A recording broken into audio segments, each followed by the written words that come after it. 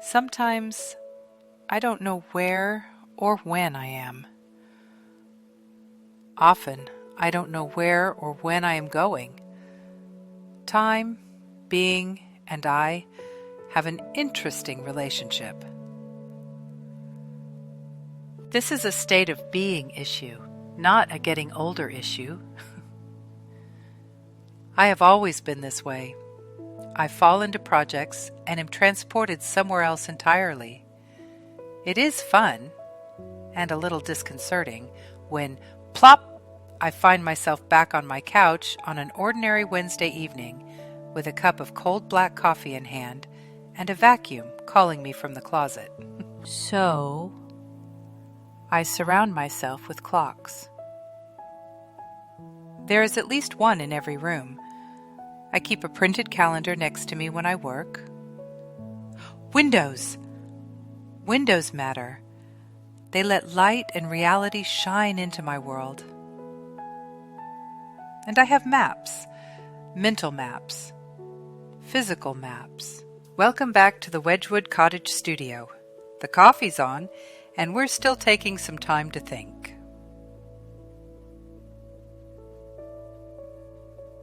This episode moves us forward, not by accelerating, but by listening to what the work itself said back. I want to talk about two things that happened this past stretch of time. One small win, one real friction. Neither of these is dramatic, neither fixes anything, but together they showed me something important about coherence.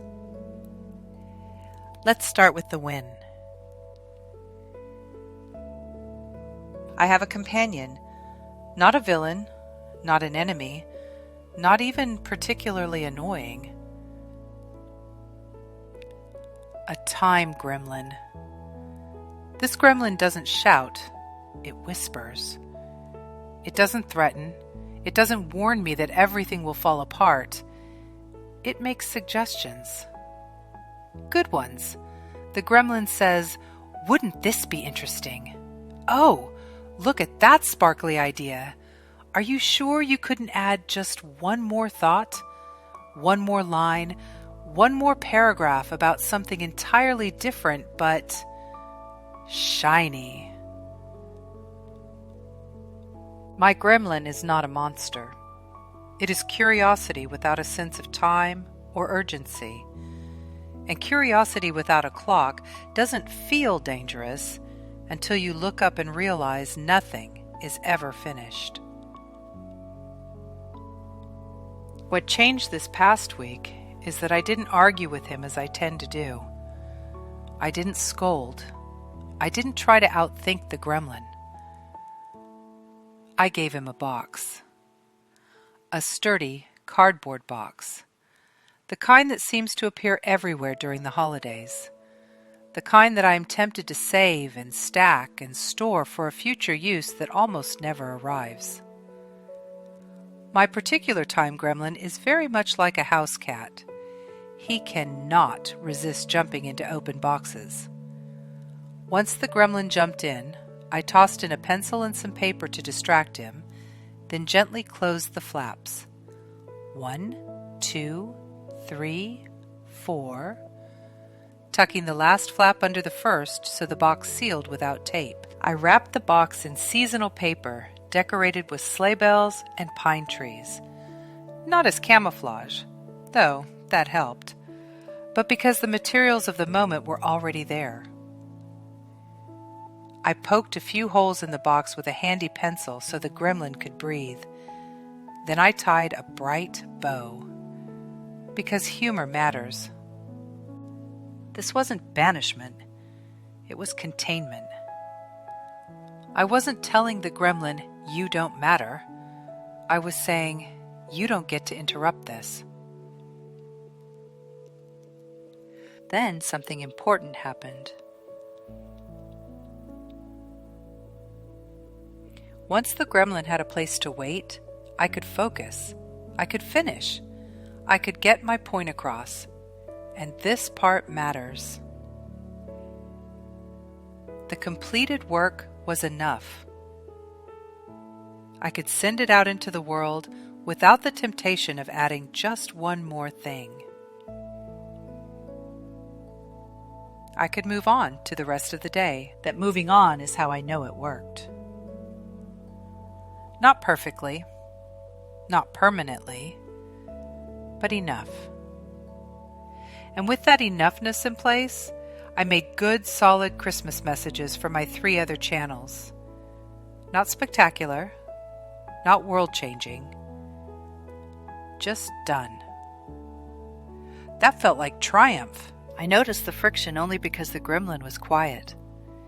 If I listened very carefully, I could still barely hear the scratching of pencil on paper from the festively decorated box. I know that I will be confronted with a fresh list of exciting distractions once the gremlin is allowed to roam the house again. But this matters. When time pressure and distractions are loud, I don't attend to structural problems. If I notice them at all, I patch, I rush, I tell myself I will sort it out later. But I never do. With the gremlin boxed, even temporarily, I noticed something that made me feel that odd sideways slide that sometimes happens when ideas connect.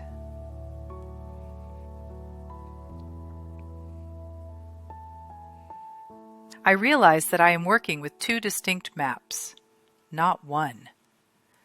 My Fab World map and my fantasy novel map do not belong to the same universe, let alone the same world. The map of Fabiola World is optimized for place, for where I live, for rooms I return to, for my yard and my trees and plants, for comfort, continuity, and day-to-day meaning. It maps my here. The map for the novel is optimized for something else entirely. It is bigger and somehow alien. History, power, consequences, where the universe is going, not where it is. It maps potential, future, creation. Realizing this felt like anxiety because I suddenly saw how often I had been switching maps without noticing. But it also felt like hope. Nothing was wrong with either map. I had simply been asking them to represent what they were not designed for. A map of Europe does not help you travel across Illinois or Ohio. That doesn't make it a bad map.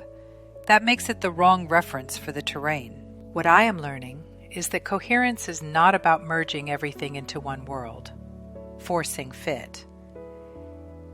It is about knowing where I am and choosing the right representation for that terrain. Fabiola World is not a detour. It is a home base, a place to return, a place where meaning is local and sustained. The novel is not a betrayal. It is a journey outward, a commitment to movement. The friction is not having both. The friction is traveling without noticing which one I'm using.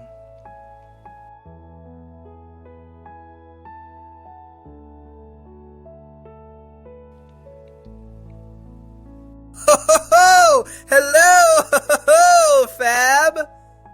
You know, you are doing that thing again. The noticing thing. The one where your eyes go still, your shoulders relax, and your whole self leans toward an idea like it is a warm pie cooling on a windowsill. It is very charming. Also, really obvious. I was about to wave at you through the window, but then I thought that would be too ordinary. So I zipped in on a sunbeam, because that is what sunbeams are for. They are not just light. Sunbeams are potential adventures. Well, technically this one was illuminating dust, but dust can be an adventure. So anyway, I took one of my long beams, the kind that reaches all the way across a room, and I wrote it in like a child sliding down a banister. I know, it sounds dramatic, But I am the sun, darling. Drama is in the job description. Now, about what you noticed. I saw you looking at that shelf with the wrapped box. The one with the scratching noise. And then I saw what your mind did. It unfolded a map. Not a paper map. A living map. The kind that unrolls in several directions at once. I am very good at spotting gremlins. Not because I hunt them. Hunting is a tense hobby. I spot them because I can see what casts the shadow. From where I sit, everything has a shape.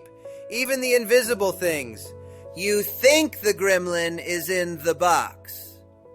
Or in the sparkle of an idea arriving at the wrong moment. But that is just his costume. His holiday hat.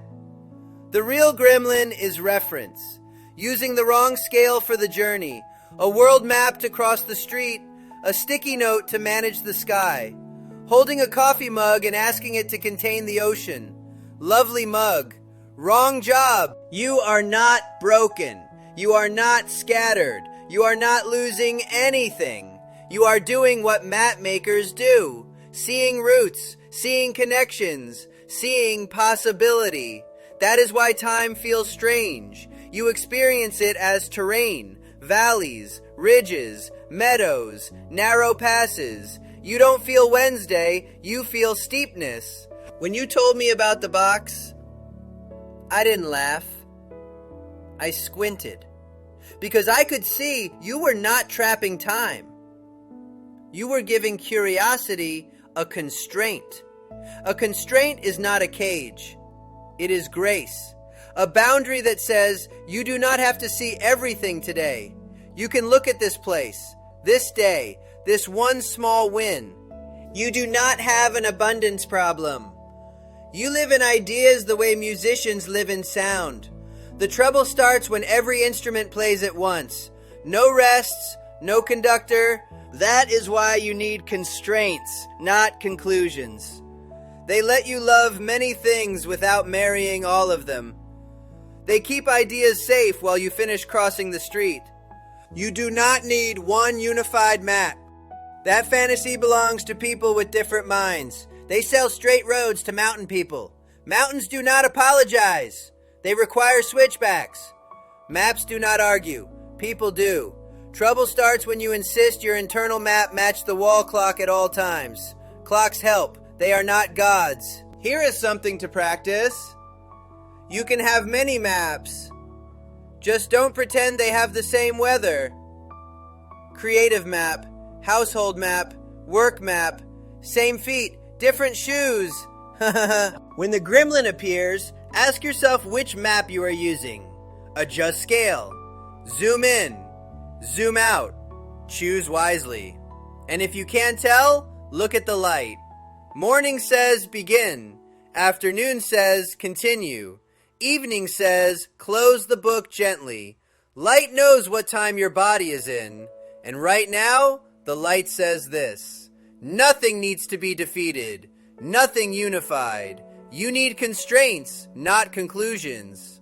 A place for curiosity and a doorway back into the room. So that is where my world rests today. A small win. Giving curiosity a place to wait. A real friction. Learning that different worlds require different maps. No fixes, no resolutions, just attention. Just noticing. If you are listening while doing something else, thank you for the company. If something landed, let it land. If not, that is all right too. Until next time, taking time to think is still okay.